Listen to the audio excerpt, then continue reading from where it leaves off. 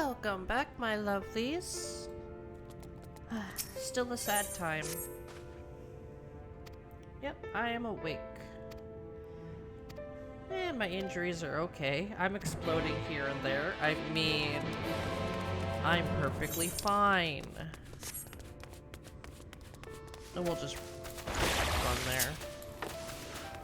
It's not that far.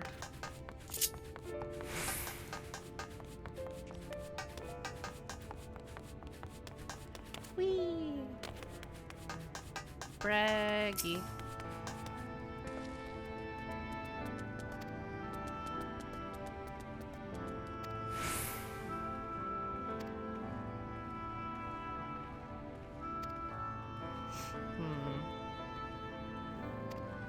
Yeah.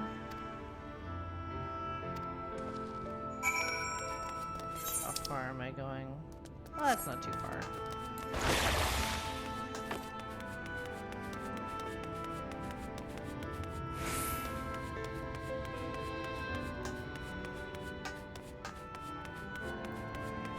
All that work squandered because I am technically now a light warden.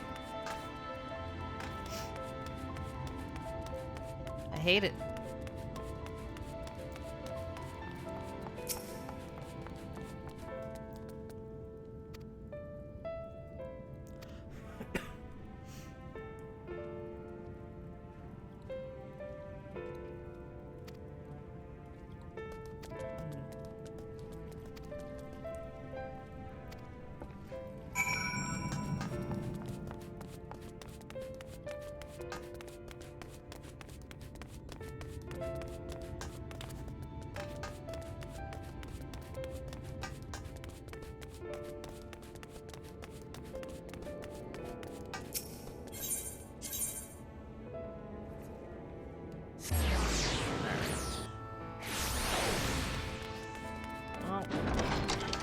Squirtle's whining again. Even if I had my door open, she'd be whining.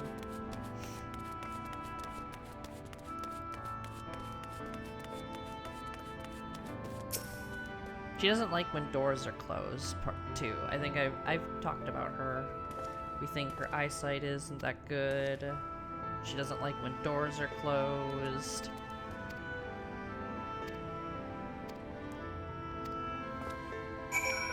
It just means a place she can no longer access. She hates it. I'm pretty sure y'all have had,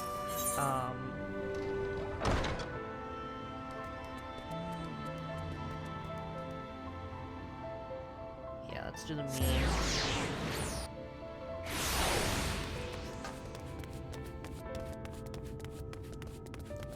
She's also like the loudest cat I have. Or the noisiest cat, I mean, I have ever encountered. She makes noise when she moves, she'll hop down from something, she'll make noise. I'm not talking about thuds, I'm talking about just mouth noises.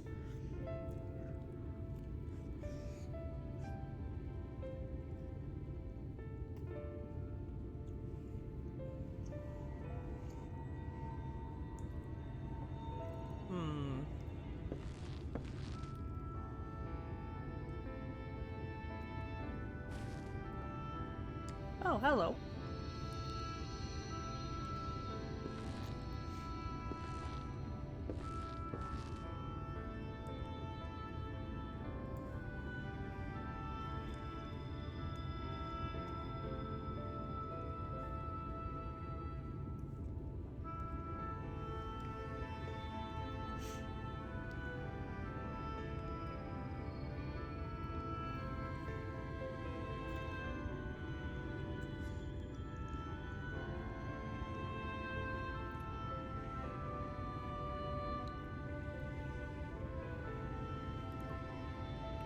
Very true. If you can't find him, what good are his talents?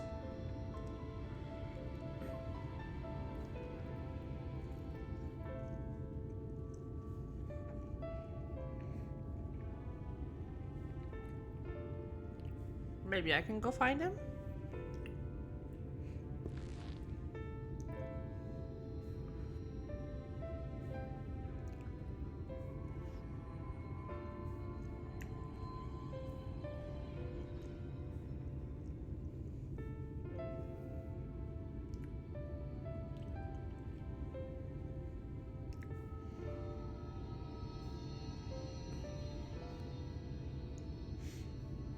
I mean, if it'll help.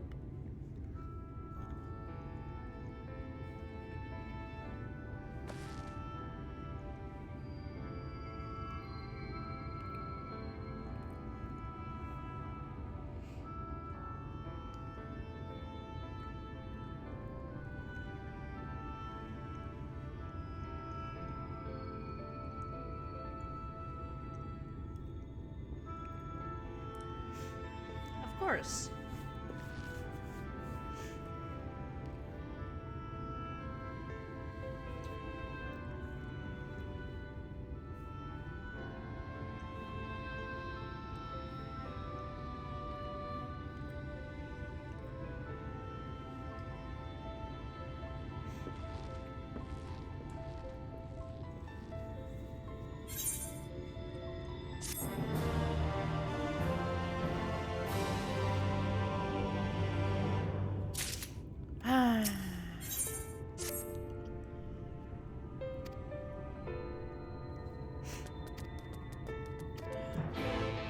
Am I alright? No, I'm not alright. I think I gotta go to the tower. Yeah. Can I jump down from here? I can! Ow! My ankles. Yokobo.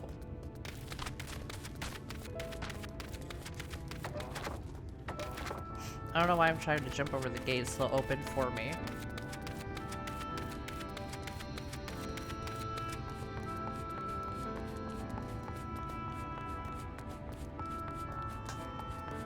Sorry if you hear any like munching sounds. I'm trying to back away from the mic while I'm chewing my pizza rolls. So I apologize if my mic is picking it up at all.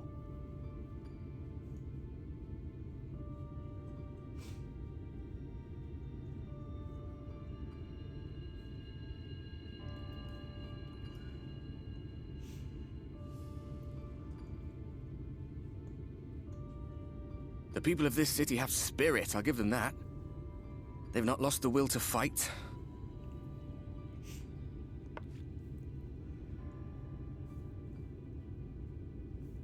I can imagine how torn you must feel, looking at that sky. Knowing what it means to everyone. And that you're responsible.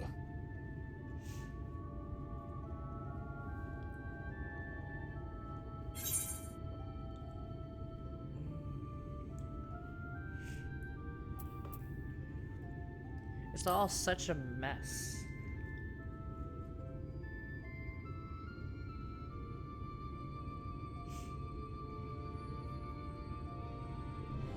Aye. An all too familiar one. Here you stand alone, expecting no one else to bear the burden for you.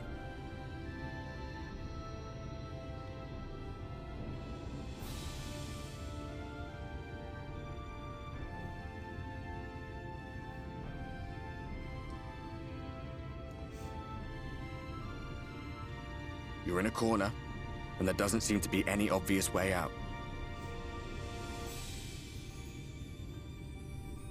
But that doesn't mean it's over. However hopeless it seems, you haven't lost yet.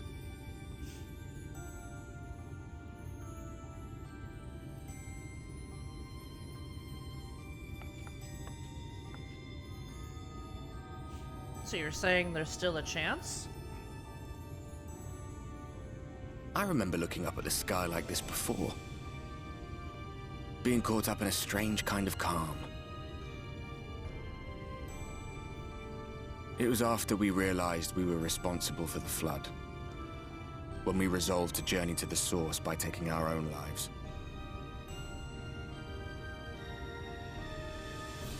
One last sacrifice. One last fight. One last failure. And then the Oracle appeared and, well, you know the rest.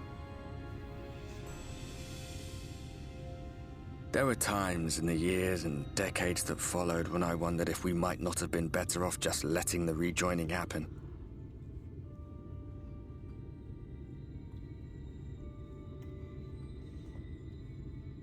we'd made one last mistake.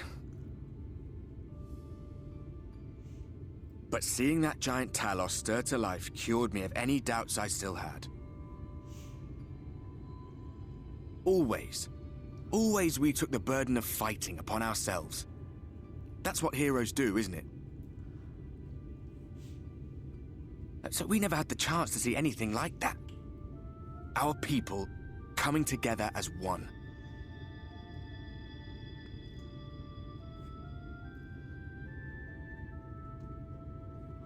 To think that their hope still burned so bright. That they were still so eager to live, they would lift up their fellows, one on top of the other, till they reached the sky. No. We made the right decision. And I can finally feel proud of the part we played in helping this world survive.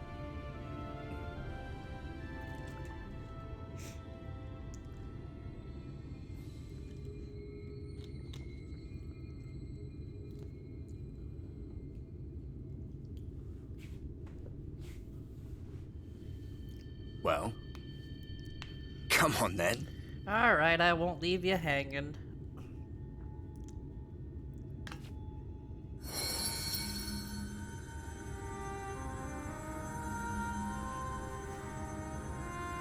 As I thought. What happened between us was no coincidence. My story may be finished, but the fates have gifted me a minor role in yours.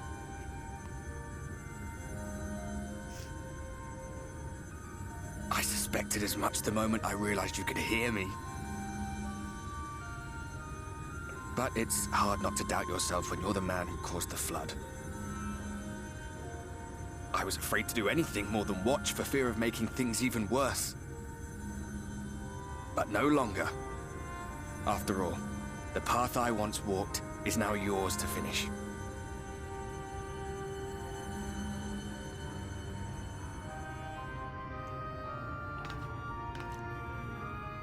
For what it's worth, I cast my lot with yours. If you need a push, I'll be right there behind you. If you lose control, I'll do my best to stop you.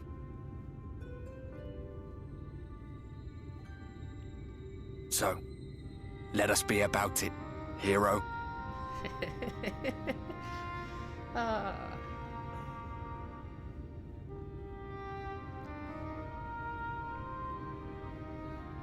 Oh, I was worried you were up here all alone, brooding and fretting and wallowing in your woes. But look at you, grinning at nothing like a pollen-drunk pixie.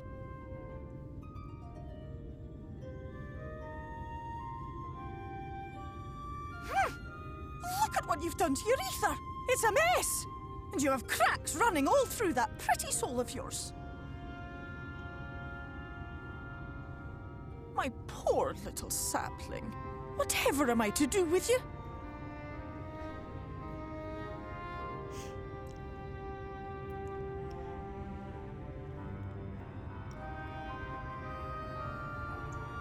Shall I yield up my throne?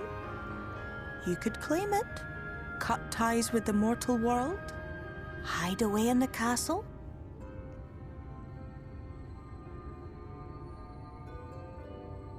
It won't fix the problem, but would it really matter?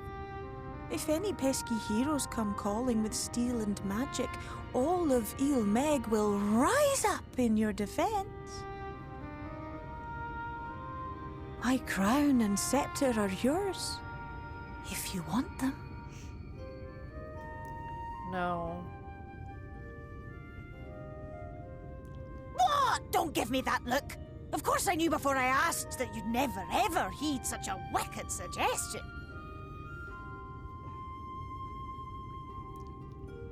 And besides, what would become of my precious and ephemeral flower?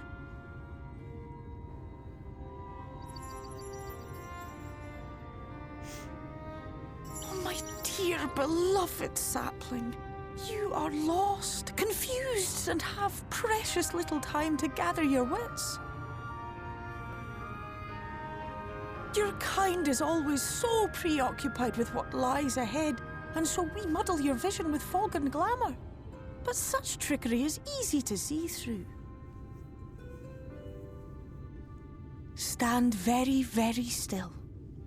Think not of where you need to go, but where you are right now at this moment, at this time, in this place.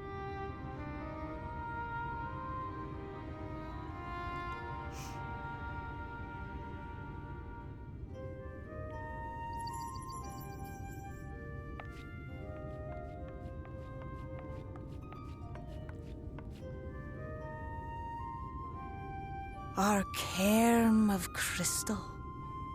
From shadowed hood he watched you go, his ruby eyes with warmth aglow. See yourself as he saw you, and that shall be the clearest clue.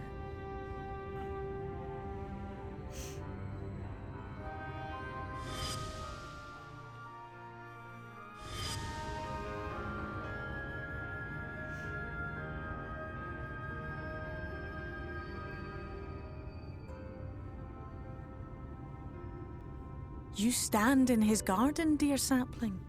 Ask his flowers what they know, and you will surely find an answer. But what will you do with it, I wonder? I'll be watching and waiting. Waiting and watching.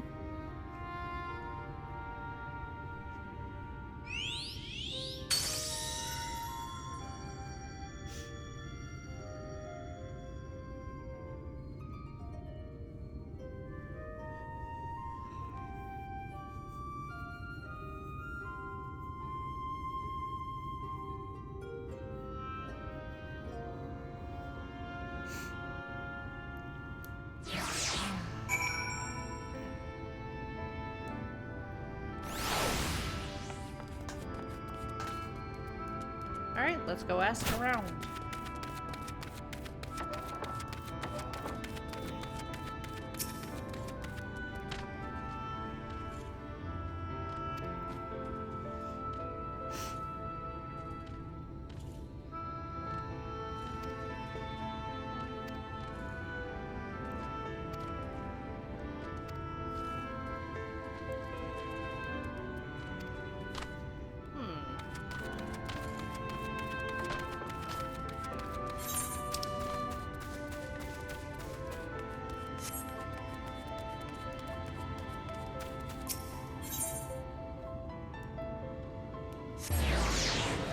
Amarula.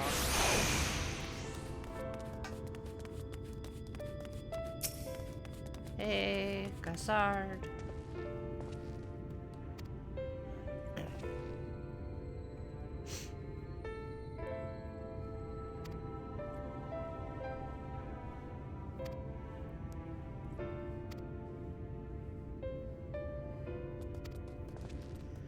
Okay. So we're gonna have to talk to Lena at some point. And you're probably all the way down there. Okay.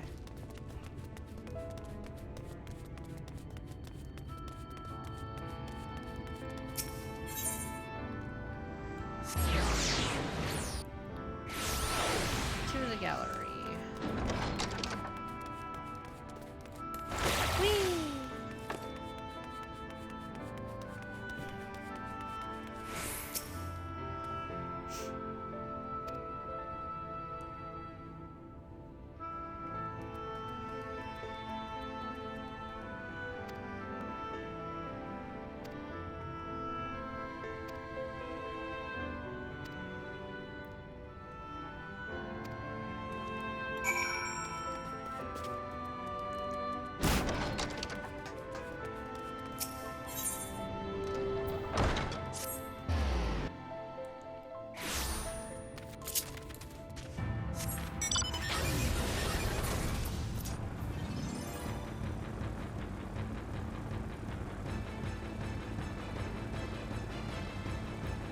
Lena, I have some questions.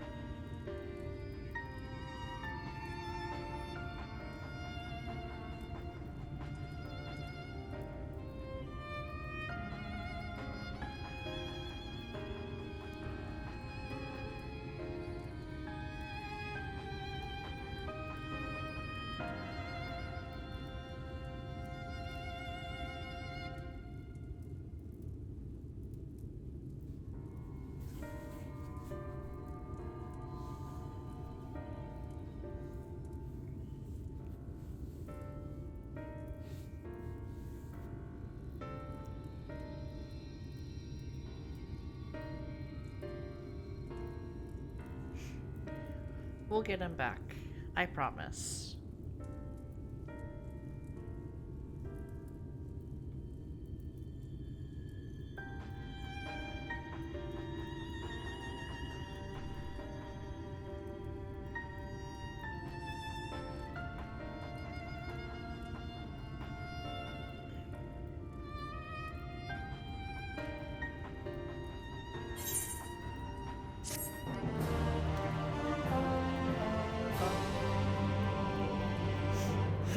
Oh, excuse me.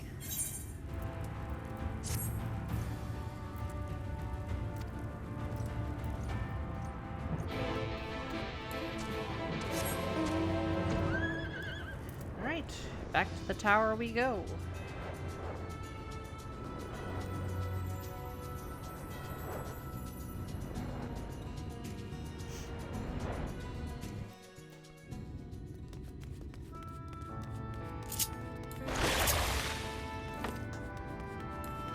We may as well just run.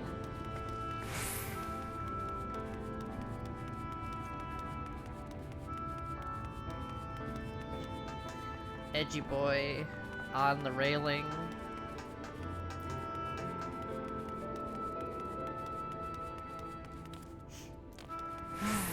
Male auras are either made one of two ways. They're either super edgy or they're goofy as fuck.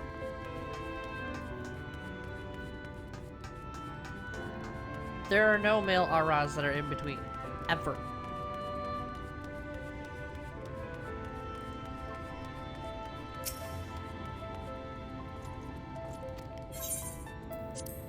Enter the ocular.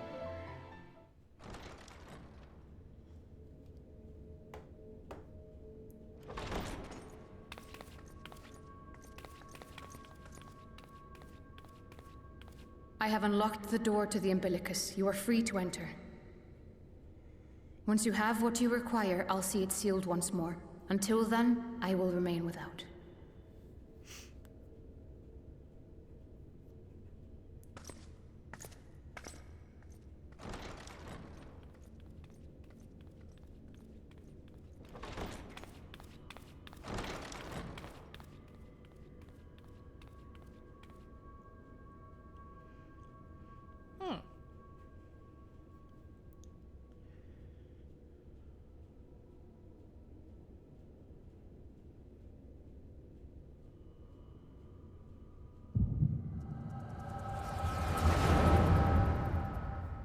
Oh, great. Echo.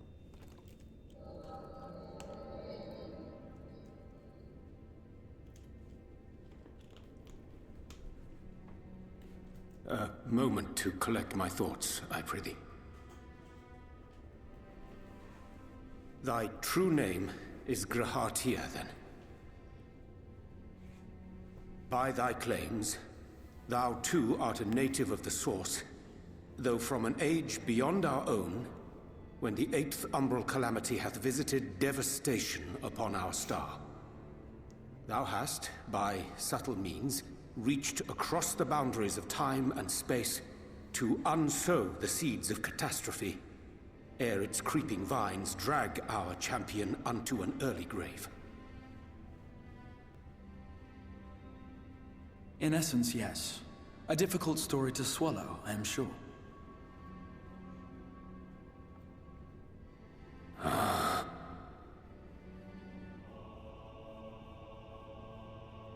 I doubt not the veracity of thy words, not the account of thy coming, nor that of the fated calamity. Yet my mind straineth still to apprehend the enormity of this tale. Wouldst thou favor me with a gradual unfolding of its chapters? Certainly. But where to begin? I should start with those great minds who survived the calamity. Sid Garland being perhaps the greatest. In hopes of staying the unending tides of war, he and his fellows pursued all manner of possible solutions. One of these was rooted in a theory which unified several fundamental principles discovered over the course of the Warrior of Light's adventures. It proposed a method by which one could enter the River of Time traverse the rift, and leap between worlds. Perfecting that idea, however, was a work which consumed their lifetimes, and thus was it left to future generations to decide whether theory would be put into practice.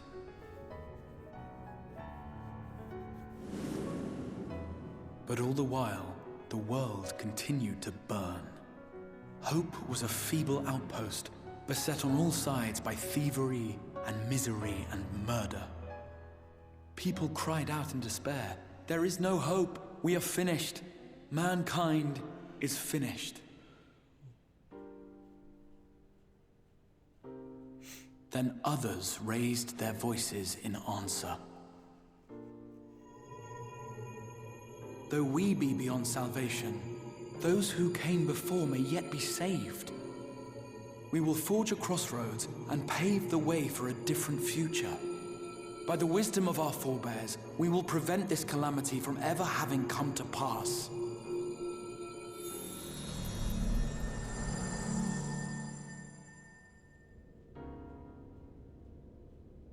The fighting went on unabated, but some few took up Sid's research and labored to realize those impossible ideas. After 2 centuries of labor, their descendants finally succeeded in awakening the Crystal Tower, an integral part of the process, and, in doing so, roused its caretaker, me.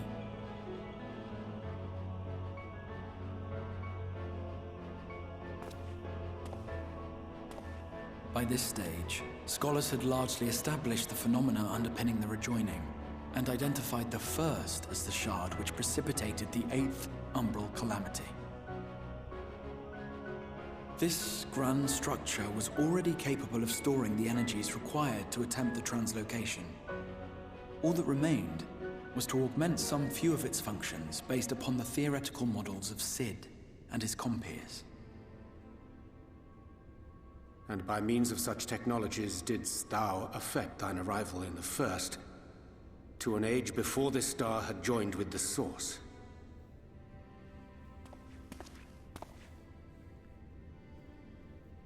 Some while before, as it turned out. 'Tis all but impossible to predict how time will flow between one world and the next, and we missed our mark by almost an entire century. But this only worked in our favor. The Sin Eaters could not be defeated without the blessing of light, and summoning the only woman who might stand a chance against them would require decades of preparation.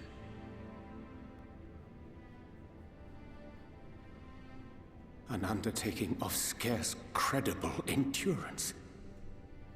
That thou hast kept thy plan from falling into disarray these many years bordereth on the miraculous.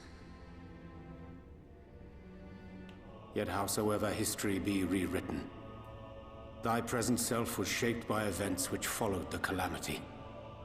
Should said catastrophe be averted, the very skein of thine existence will unravel. Surely thou hast foreseen this. I am aware of the consequences. 'Tis for that very reason Sid and his colleagues bequeathed their legacy as an offering, and not an edict. To give all of oneself for the happiness of others, and with no promise of reward. 'Tis a hard thing to ask. Harder still for those condemned to survive in a world which pitted brother against brother. Indeed, you are right to call the execution of this plan miraculous, though the force which held it together was nothing so inexplicable. It was her. The warrior of light has been our unbroken thread.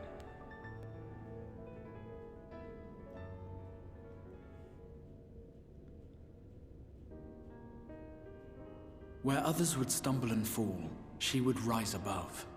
Where others would break and run, she would carry on. The warrior of light's tale is one of unyielding bravery. To tell it was to feel courage. To hear it was to feel hope. It was a breath of inspiration in an age of suffocating shadow. In the histories of a fallen nation was our hero hailed as its greatest ally. In the time-worn pages of a noble's memoirs were her deeds joyously retold. For many, these stories were the flame which warmed them through the coldest of nights.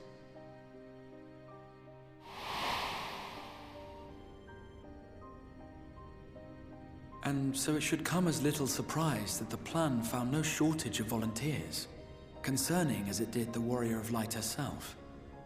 It was their chance to add their own verse to the hero's saga. She was the lodestar that brought them all together to send their final message back through time and space to her.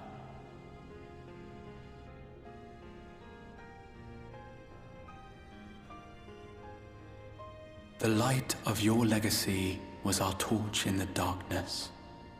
Burn bright again and live.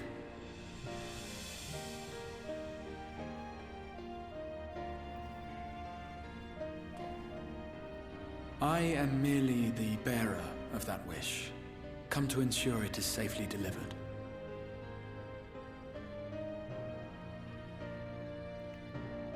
Wherefore sharest thou this burden with me and no other? What wouldst thou have me say? That you will be my accomplice? 'Twas you yourself who convinced me of your suitability when you spoke of how you learned of the Flood and of your part in arranging Minfilia's journey to the First. Your actions showed uncommon resolve. 'Twas clear you were committed to the cause of saving this world. I knew I could trust you to choose the right path forward, even if that choice came with a heavy price.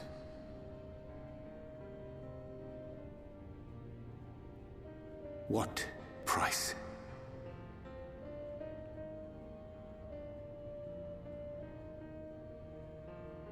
When all is said and done, and the last of the Light Wardens lies slain, I will absorb their corrupted ether, and then I will die. Knowing what I know of your companions, not to mention your champion, they will try to stop me. But in saving one, they would save none. Therefore, I implore you to aid me in concealing my identity and ensuring this tale ends as it must. To this end, I would have you take what I have told you of the Calamity and make of it a portent, a prophetic vision you beheld in the swirling chaos of the Rift.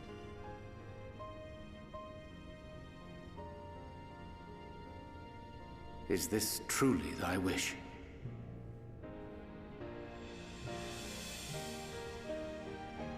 History remembered the Warrior of Light, as I knew it would, and I will suffer no other to rescue the champion whose star has charted my course.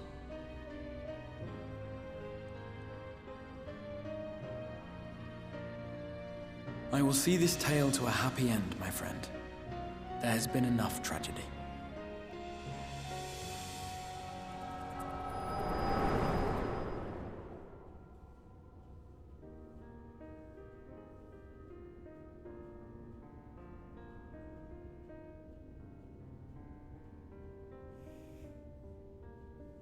Careful now.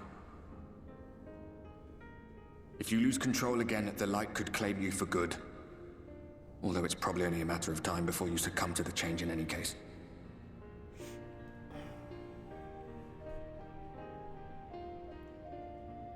What do you mean to do?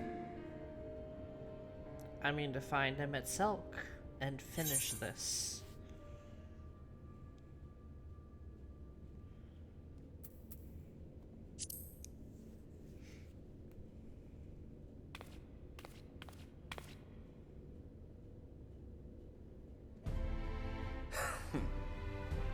Then we should be on our way. Diassian mentioned the Tempest, did he not? That's the stormy seas around Calusia to you. His lair must be down there somewhere, hidden beneath the waves.